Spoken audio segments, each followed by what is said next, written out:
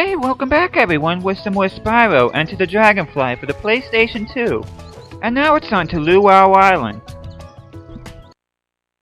Now here's a pretty interesting level. I think it has much more appeal to it than what Crop Circle Country did, and as you can see, it's mainly consisting of islands and a whole bunch of water, as you can see.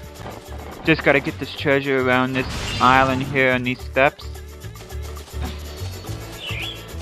But I should say right now that for the rest of the playthrough, I'm gonna try to keep each level at 3 parts if I can. I know some levels are longer than others, so I may end up needing 4 parts for them, but I'm gonna try to keep them as short as I can.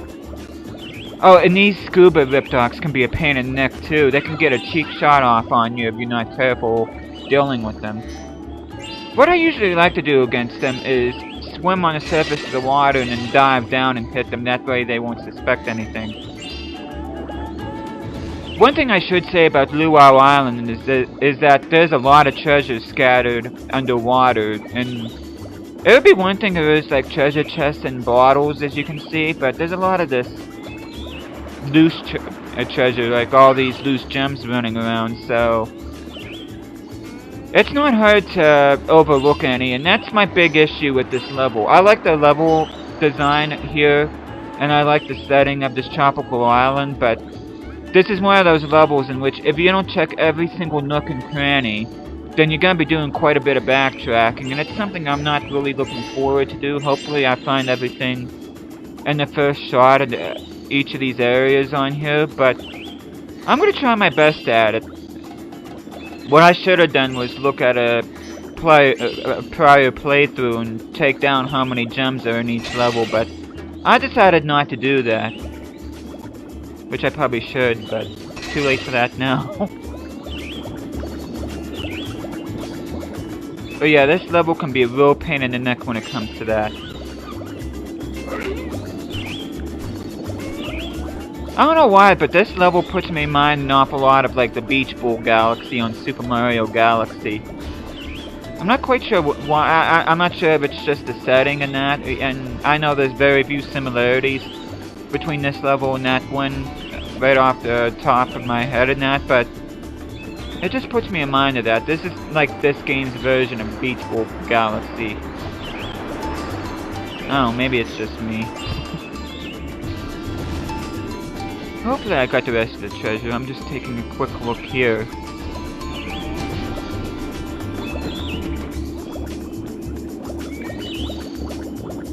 Gonna double check over here and see if I missed anything. Depending on where you're at in the water, you can also look down to see if you missed anything. And now that I'm on dry land, here's the defense rune that I need. And this gives me the wing shield ability, which I'll explain later on. But first, let me get this dragonfly. If I can't... There we go. Hey, it's Gary. Well, hello there, Gary. Oh, and hello there, Techie Riptalk. Boy, that was close. And the water enemies here are pelicans. Now, I don't think the Tiki Riptalks are as bad to deal with as the scuba ones, but they can be. They can come up behind you like they tried to do when I rescued Gary, and then try to get a cheap shot off on you. So, make sure you keep an eye on them.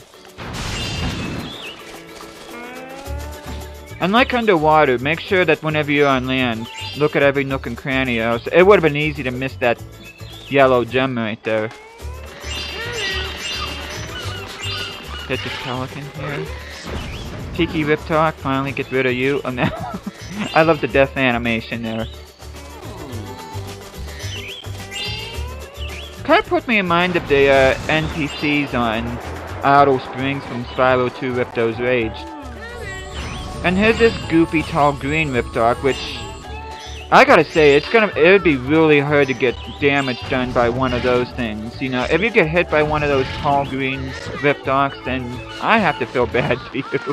Because they generally do not attack you unless you dawdle around them. But even so, it takes quite a bit of time to get hit by them, but...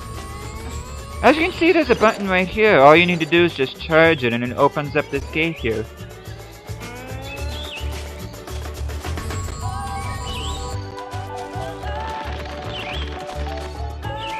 Just gotta get this pelican here. Now it's time to find out what the deal is. As soon as, you know what, I better check over here, which... Okay, now I'm ready to go over here and see what the deal is here.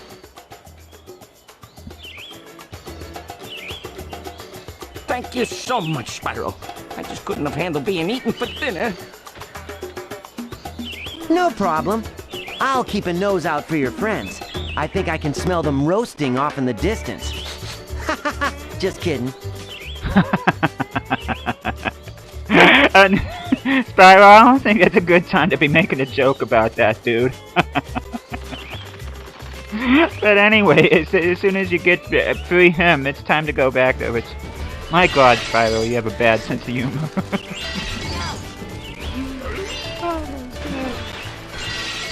Just gotta be careful, that Tiki Riptop will clock you if you hang around near him for too long. See, I got 2,000 treasure, yay! Okay, now it's time to deal with this guy. God, those enemies are a pain in the neck.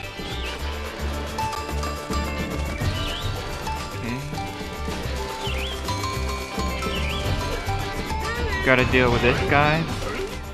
Now, we see a dragonfly in here, but we can't get him right now because he's behind bars, so... And like how I rescued that pig, you're gonna need to activate a switch. But the switch won't be found here, it's actually found in a tunnel underneath the water here. As soon as I break this pig over here will explain it more. Get me out of here. Please get me out of here. I heard a Riptop talking about sausages. Sure. What can I do? Hey, there's a button on the cliff. All the way over there.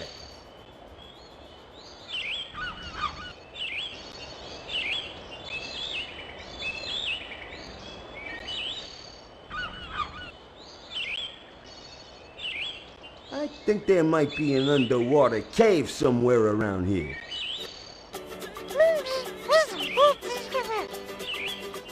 As we could see, the Hamlet pretty much confirmed what I had said earlier about there being an underwater cave, which I did say tunnel, but it's more or less a cave.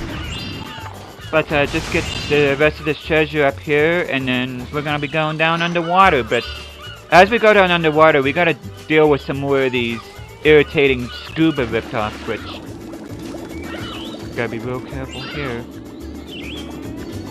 I have to say, these are probably the most irritating enemies in the game for me. Which so far is so good here. Just gonna make sure I get the treasure afterwards. Did I get him? Yeah, I think I did. Yeah, he dropped that yellow gem right there. But yeah, like the underwater level before at the start of the game, make sure you scour underneath here to make sure you're getting every single gem here, because this game likes to litter the bottom, especially with loose gems, and it can be a pain in the neck to backtrack throughout this entire level, especially the underwater sections, to make sure that you're getting every single last gem. So try to get it the first time around. I know that's a lot easier said than done, but like I always say, it's always important to be vigilant, which I do understand sometimes. I know it's happened myself that sometimes there's gems left behind in that, so... But yeah, I'm swimming along here. And I don't see anything else. Oh, there's the cave. But then again, that's gonna lead me the way, so I think I'm just gonna be a good level for me to, just gonna be a good point for me to end on. So, thank you guys so much for watching this, and I will see you guys again next time.